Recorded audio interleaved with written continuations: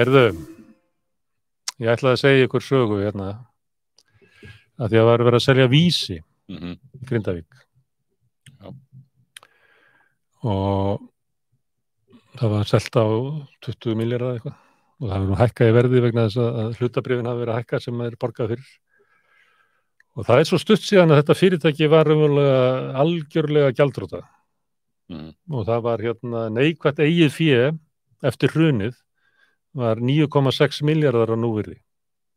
Og síðan var þetta félag rekið með neikvætt eigið fé og náttúrulega afskrifa hjá þeim eins og var og svo var náttúrulega gríðarlegur hagnaður af útgerðinni eftir hrunið þegar krónan féll og ekki fiskverð helst mjög gott út í útlöndum. En málið sem er sérstakt með Vísi er að eins og margir útgerðarmenn fóru þeir í svona ævintýri fyrir hrun. Við þekkjum öll útrásina hjá Samherja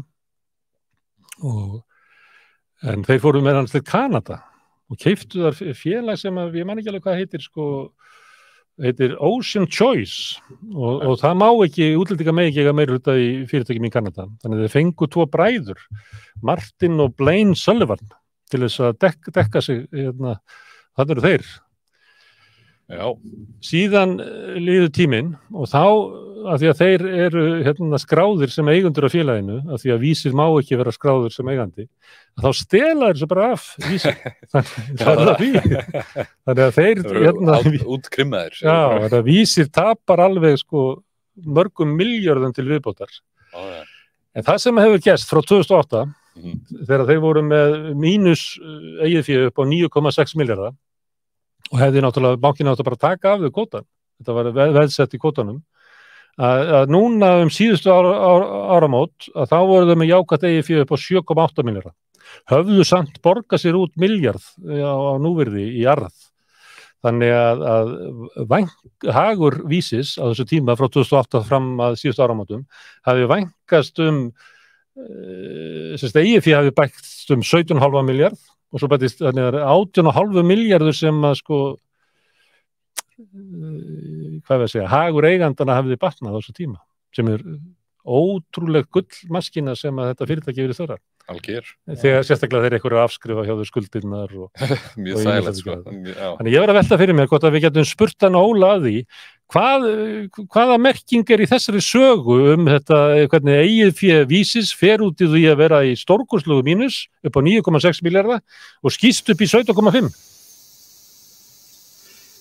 Já, þetta er saga hrunsins. Þetta var svona, þeir notuðu sér hrunið út í æsar.